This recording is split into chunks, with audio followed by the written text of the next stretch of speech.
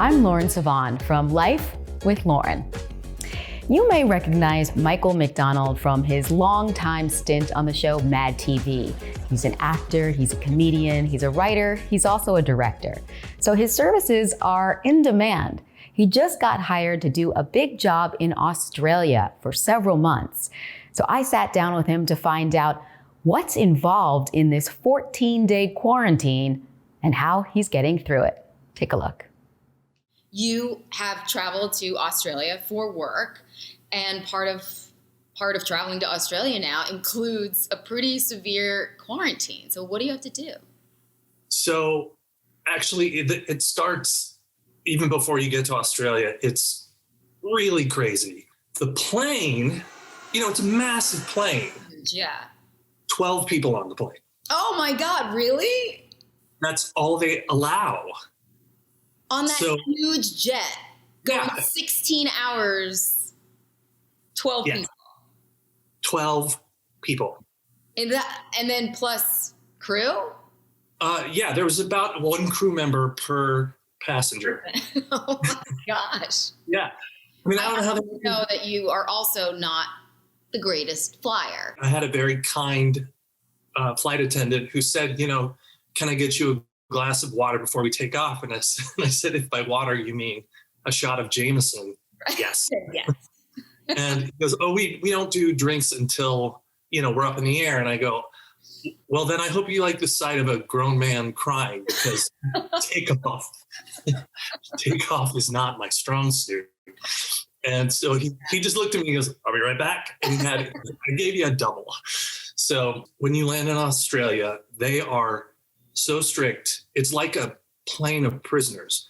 You get, again, only 12 people. There are just doctors in hazmat suits and nurses and military people as you walk down the gangway or whatever. They immediately pull everybody separate. They separate you. They ask you all kinds of questions about your health, symptoms. Like I resisted the joke of like, oh, I don't know how the food was on the plane because I lost my sense of taste. Like you don't want to joke. You don't want to make jokes. I learned that. Right move. And you walk out to where normally like your cab would be.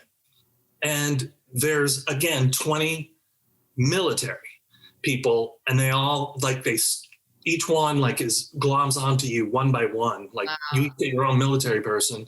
They put you on a bus run by the military. They don't tell you where you're going. You're going to a hotel. I mean, I sort of felt like I was in a World War II movie, and so you just do what they say, and you better have your papers. And then they brought me to a hotel. The hotel is run by the military, or I should say the military is there. A military person escorts you personally to your room and tells you you're not getting a room key because you will not be needing one, because you cannot leave. And then they put you in a room for 14 days, of which I am on day 4. Oof. I mean, 14 days is a really long time to be in a hotel room with no outside anything. I guess it's the price you pay for having an island that's free of COVID. It's like being in prison. Yeah. And that's what I've been doing. Like a lot of people are like, you're reading a lot of books. And I brought books, but all I've done is watch YouTube videos on solitary confinement. I was like, what? I wonder. And meals get delivered to you. You don't pick what you get. There's a knock on your door 3 times a day, and a little bag is waiting for you outside your door. So somebody who came before me sent me a list of here's some things you want to think about for quarantine. And it was bring plates, because after a while you're going to be really sick of eating out of a to-go carton. You can do Uber Eats, which is great. But another weird quirk is with regard to alcohol, they will only allow you a 6-pack of beer or a bottle of wine per day per room. I gotta be honest with you. I was so excited to potentially come visit you at some point, and now you're not really selling it so far. What's the worst part? It's, I think, not being able to go outside. Yeah.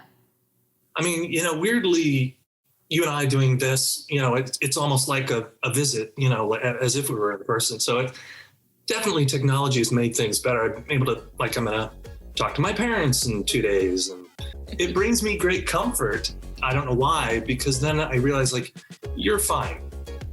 This is not that bad. You're in a hotel room in Sydney having food delivered to you. You're fine. Yeah. So, look, I'm just happy to have a job. Yeah. Thank you so much. I really appreciate you doing this, and it was so good to talk to you. Good to see you, Michael. Take care. You too. Bye.